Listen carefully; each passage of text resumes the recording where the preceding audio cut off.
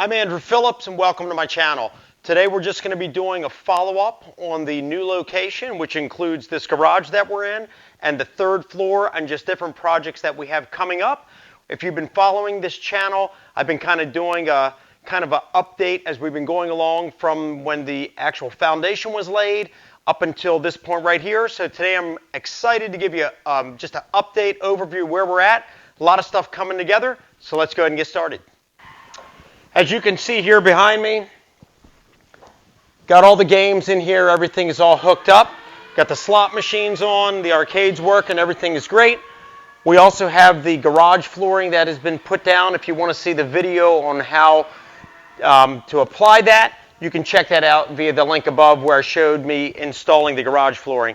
We also have the vehicles in here now. Let's take a look at these over here. What we have here is the Lamborghini Countach LP400S replica that I've been working on for some time now. And actually coming up on the end, as you can see here, the car has been completely primed. Just some minor stuff going on. We had here on the windows where I added the window framing here. If you want to see that video, you can check it out via the link above. That was the last thing we did here. Next thing that we have is I have to modify the fender flares here. They were incorrectly done by the company that built this turnkey replica, so we're going to be modifying those. I have these cardboard templates in place, so that's being done. Then we'll be able to get back on track with the pop-up headlight mechanisms. Some minor modifications here on these turn signals on the front and back, and then we can get on track with the painting and the clear coating of it, and then onto the suspension, and then that will then wrap up this vehicle finally, and we can get it out on the road. Then we have here the Dodge Neon, which has also been brought into the garage. That's coming up after that. I'll show you what we're going to do with that. Close this door so it's not in the way. All right, basically what we have here is this old Dodge Neon SRT design that I've had for years. Did a lot of mechanical work to it. If you've been following my channel, you would have seen some of the stuff I did with the upgrading of the fuel injectors, the fuel pump, other things that have been done to the vehicle. In the near future, we're going to be upgrading the fuel pump from the standard one that I put into it to the Walbro. If you want to see how to do a Walbro installation upgrade for a Dodge Neon, you can check that out via the link above.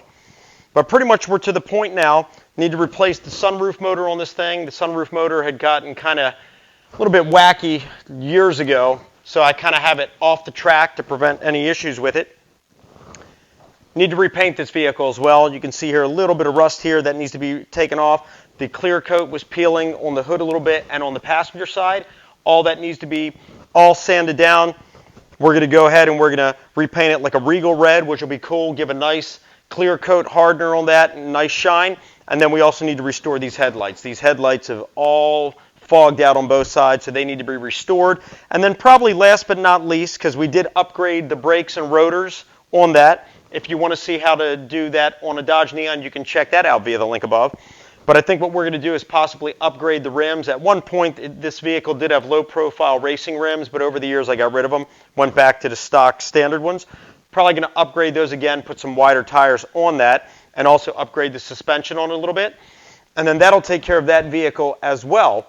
So that's it pretty much for in here. Also on this side, this bay is where we're also going to be putting the lift. So this garage is pretty much done at this point. All the collectibles and arcades and all that stuff, the flooring and the finished garage, all that's done. But right here we're going to be putting probably a Max Jacks is going to be going right here on this bay. I like those because it only has a 4-foot maximum height. So that way, even though the ceiling is not that low, I don't want to be going too high. So we'll put that here. Another thing I like about those is they're also retractable. So you can check out this picture of one right here.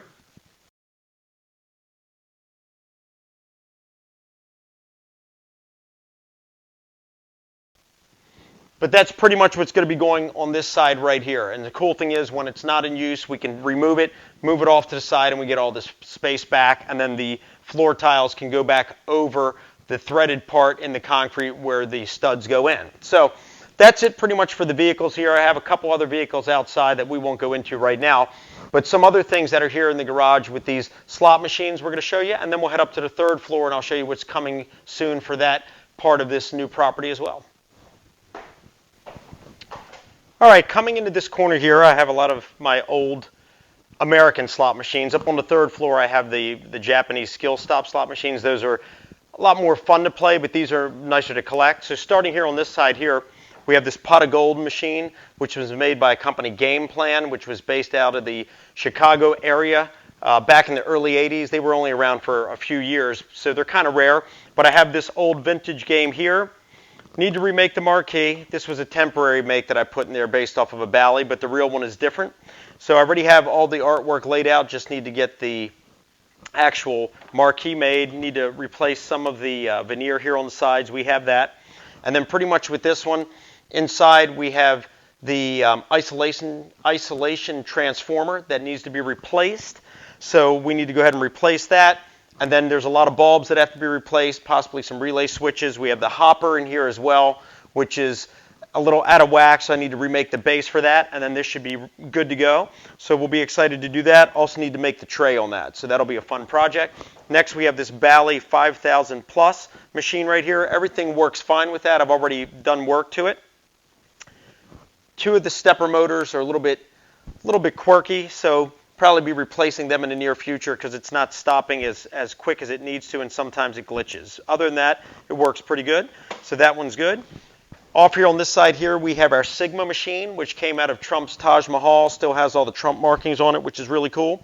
This one here is actually fine. I already did some work to that. If you want to see, I believe I have a video on my channel as far as doing some work on this. I'll put the link above for that. But this one's pretty much done. Just needs to be just kind of polished off. Then we have this rare one here. This is a Takaseiko. This is, I believe it's a 2000S is, I think, the model. I'll put the information along the bottom. I could be wrong about that. These are pretty rare. They were used back in the Vegas airport way back. We're talking over 20 years ago. That's where they were kind of known for, even though this one did come out of Atlantic City. Having a glitch with the PCB board on this thing. I've done some work to it, replacing the RAM and kind of fixing some acid damage that was caused by a bad battery, but still not done with it. So we'll be working on that, and also need to make the tray on that one. That'll take care of these here. Why don't we head up to the third floor, and I'll show you what we have in store going on up there, and then we'll wrap it up. And here we are on the third floor, and you can see from since our last time here, a lot has happened. We got all these boxes up here still getting stuff moved in. Got a lot of collectible stuff I'm going through. Have a lot of slot machines that are up here. I'll get a different shot of it here, but we have 10 slot machines here, all the Japanese style, which are the Pachislo or the skill stop slot machines that are up here. We have some cool modifications, making them into one-arm bandits that we're gonna have happening. But let me show you the games we have here. So we have here, as you can see around me here, we have 10 of them. Once this room is done, which is going to be happening in the very near future, coming up on the new year, going into 2021, and that's our first project of the year, God willing, of course, is to get all this finished. So we're moving rapidly on that. But these slot machines are all going to be put up on stands. We'll have some stools up here. And then you've got all of these here. As you can see, we have 1, 2, 3, 4, 5, 6 on this side. We have 4 on this side. These 2 are going to be moved down here since we're going to be cutting out this rail here for the movie theater screen, and I'll show you that in a minute. But basically, we have these slot machines here. Most of them have been converted to one-arm bandits, and I'll get a close-up of that for you.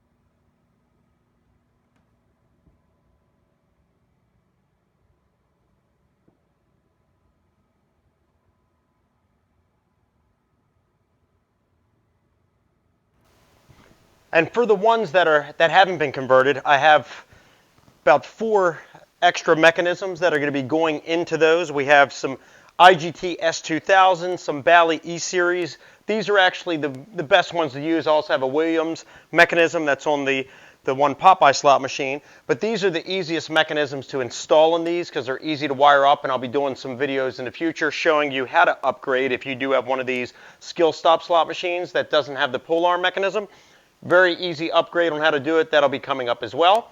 So that's it for what we have going on with these things here. Let's go on to the other side and I'll show you the movie screen and where the music area is going to be, and then we'll head back down to the garage and wrap it up.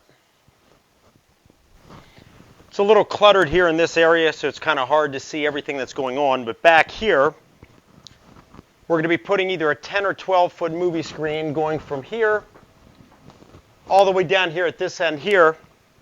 All this will be a finished wall. HVAC unit's going to kind of be built up around that, so all that'll be all nice and clean and covered up, but with still access if any kind of work needs to be done to the unit. But the screen will be right here. Then we'll also have a surround sound system as well. As mentioned already, this wall here is going to be taken down so that way you have a clearance, and then we'll have the movie theater seating, which will be going, and I'll show you right here in this section right here. So what we'll have is 2 rows of theater seating, probably 5 seats per row, so a total of 10. And then with a little bit of an elevation on the back row to kind of simulate the old style movie type theater seating where you're looking down. So we'll have probably 1 row here with an aisle, then another row right back here.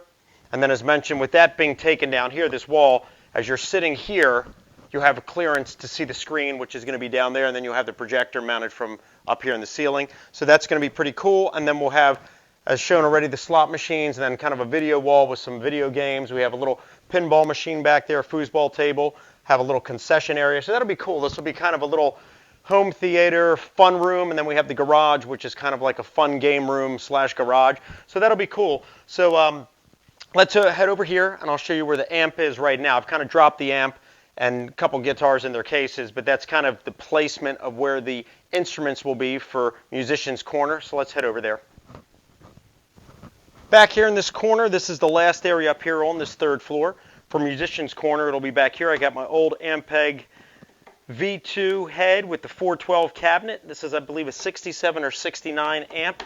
Need to do a little bit of work on that. That'll be cool for some upcoming videos. We'll have all the instruments either hanging here or mounted on the ground. I've already got a couple cases here. I have my BC Rich Ironbird, my Kramer Striker Randy Rhoads V, just some other things kind of dropped in here. I have a lot of other instruments down in my walk-in closet, so it'll be a total of about 15, 16 instruments, but have some upgrades to do with some putting in a Floyd Rose bridge on one, a Kaler, flush mounts going in another one. We're going to be upgrading some pickups to some active pickups. I have some 1957 Gibson Alnico pickups that are going in my Les Paul.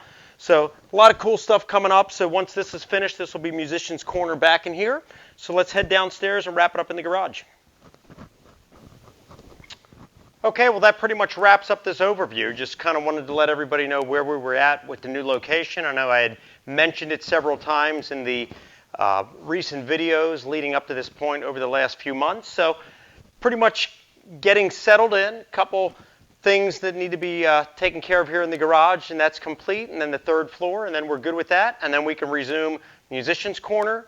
We can resume the Phillips game room, which we do have some projects coming up actually this coming week that we'll be shooting for some recent uploads. Andy's garage, obviously we've been active with that, but we got a lot of exciting stuff coming up also, wrapping up this year and going into 2021. And then just some new exciting things coming up as well. So I hope this video was informative. I hope it was enjoyable for you. Please send me any questions, comments. Love to hear from you. I appreciate all the support. So please like the video, subscribe to the channel, and I'll see you next time.